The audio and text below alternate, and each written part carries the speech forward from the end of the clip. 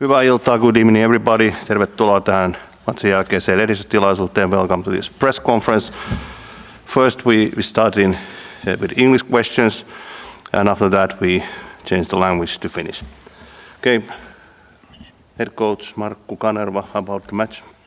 About the match, great atmosphere at the stadium. Thanks for our supporters. We got a lot of energy from the support. Of course, we're disappointed because we lost the game. And England was a better team today, but I'm pretty satisfied generally how we played, except a couple of situations how we defended, especially in the first and second goals. Compared to the first game at Wembley, much better game from us, and we could create some good scoring chances. And 13 attempts, and we managed to score only one goal, but we hang on in the game until like another score from free kick. Yeah, of course, England showed the quality in certain situations, but as I said, I'm pretty proud with the fighting spirit my players showed tonight. And if you think about the level of the players in England, I think we get a lot of good things from this game to the future. Okay, questions please.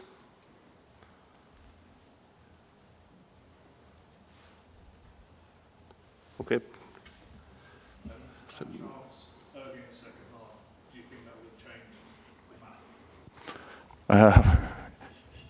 Hopefully, because that was a great chance to score. But efficiency wasn't the best tonight. Hard to say how it would have changed the rest of the game, but of course, it have given us a lot of extra boost. Yeah. Did you sense vulnerability in England? Because after they scored, you were the better side for a long period. Yeah, and the players follow the game plan pretty well, and we made some subs, and in the end of the game, some tactical formation changes as well. And but it doesn't help because we lost the game and could score more than one goal. More questions? Right, then some Finnish questions, eli käsiä pystyyn. Jaakko täältä edestä.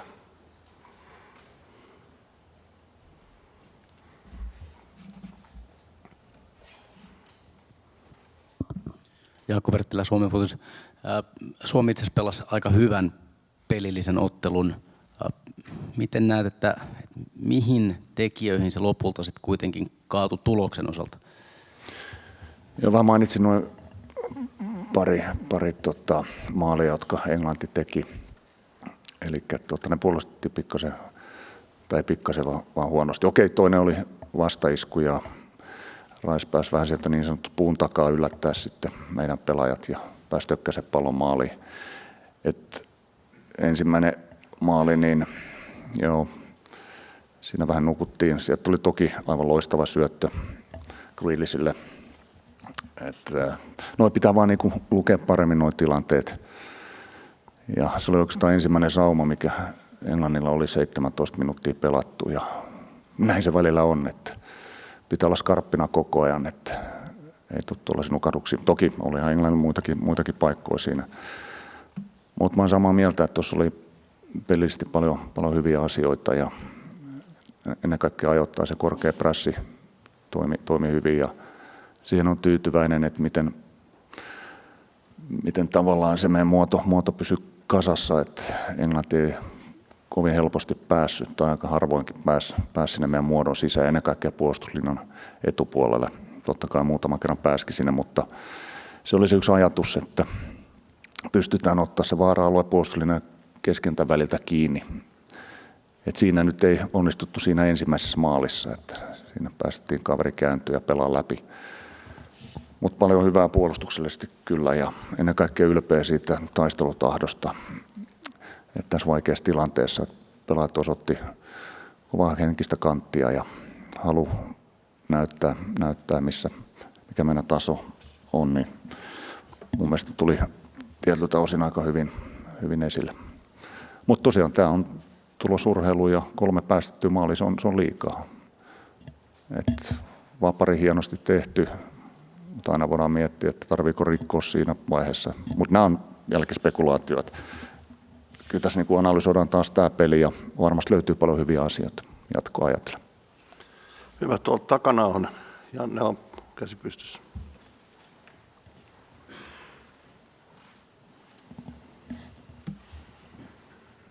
Joo, Janne Kosunen, Sanoman Media.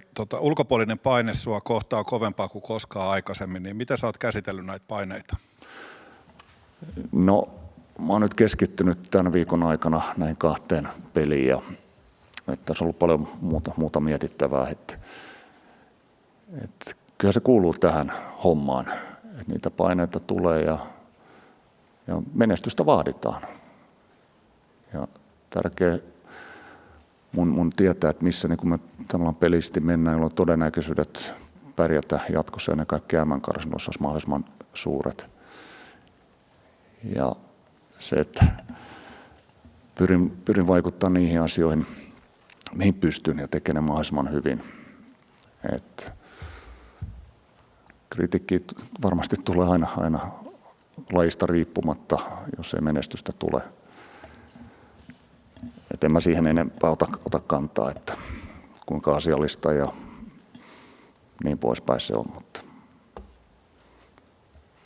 Hyvä, seuraava siitä. Joni, sitten siitä ja sitten Jaska ja sitten... Joni Hilder, Sportimaailma. Torstaina maalin tehnyt Joelle Pohjanpalo ei mahtunut tänään koko avaukseen, niin voiko sä avata, että mikä vaikutti siihen ratkaisuun? Kaikkien pelaajien osalta ratkaisu on se, että otetaan sellaiset pelaajat kentälle, jotka sopii siihen meidän ottelusuunnitelmaan ja pystyy sitä toteuttamaan. Ja meillä on erityyppisiä hyökkäjiä. Jos ajatellaan, tänäänkin oli oletettavissa, että ajoittain ollaan vähän matalammassa blokissa ja tilanteenvaihto pelaamista. Me tarvitaan myös juoksunopeutta ja kaksinkamppailuvoimaa, jota jollellakin on. Mutta Benillä on luontaisesti kyky ja halu juosta paljon pystyyn. Ja sitten kun oli Topi Keskinen se toinen kaveri, joka juosi pystyyn, niin ne on aina tällaisia ratkaisuja. Ja tosiaan Jolle pelasi hyvän pelin Irlantiin vastaan. Että siinä mitään mun mielestä on hieno tilanne, että meillä on erilaisia vaihtoehtoja. Ja aina sitä sitten miettii myös, että mikä se kuormitus on. Tuossa on tosi lyhyt aika palautua sitten edellistä pelistä. Ja Beni teki hyvin töitä tänään ja sitten Jolle pääsi irti vähän myöhemmin. Hyvä, sieltä seuraava. Joo, Jari Virtanen Aitiosta. Eli nyt jos mietitään Irlanti-peliä ja sitten tätä Englanti-peliä, niin mitä nämä antoi sulle jatkoon siihen nähden, että millaista foodista Suomi tulee pelaan sun alaisuudessa jatkossa? Ilmeisesti olit tyytyväisempi tähän esitykseen kuitenkin pelillisesti kuin Irlantia vastaan. Kyllä joo, ja oli siinäkin, sanoisin, huono peli sinänsä oli. Että yksittäiset tilanteet ratkaisi senkin peli, että se olisi voinut kääntyä kumpaan suuntaan tahansa, nyt se kääntyi Irlannille. Mutta huomioon tämän päivän vastustaja, niin kyllä sinänsä tämä oli meiltä parempi suoritus. Et me tehdään nyt taas analyysi, pidetään taas koontipalaverit ja meillä on tietyt ajatukset, mihin suuntaan me peliä lähdetään kehittämään ja meillä on mittarit myös olemassa siihen, että niitä lähdetään viemään eteenpäin. Et summataan nämä kaksi peliä ja sitten meillä on tosiaan ne syyskuun pelit siellä taustalla ja itse asiassa koko vuoden pelit. Ja meillä on tapana vähän niin kuin verrata samantasoisiin vastustajiin meidän suoriutumista jo niin kuin aikaisemmilta vuosilta, koska se kertoo mun mielestä aika paljon enemmän, kun lähdetään summaa kaikkia pelejä yhteen. Ja mitä mä haluan nähdä jatkossa tietenkin voittavan joukkueen. Et se pitää näkyä niin kuin tulostaululla. Hyvä sitten vielä Jaska ja sitten päästetään Englantiin.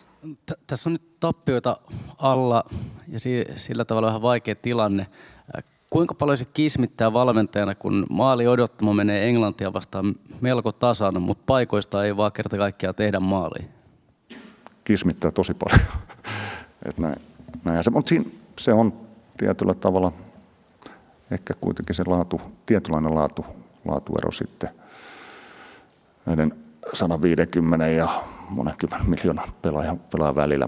Mutta mä uskon, että kyllä se meillekin pomppii ja saadaan sitä palloa sinne pussiin. Mutta aina se liittyy myös todennäköisyyksiin, että enemmän niitä saadaan, niitä paikkoja, kyllä se joku maalikin sitten menee. Mutta usein niin huippu-urheilussa niin on tosi pienet ne marginaalit ja se, että jatkossa ollaan vaan huolellisempia molemmissa päissä, niin kyllä sitten hyvä tulee. All right. Kiitoksia. Kiitos. Thank you.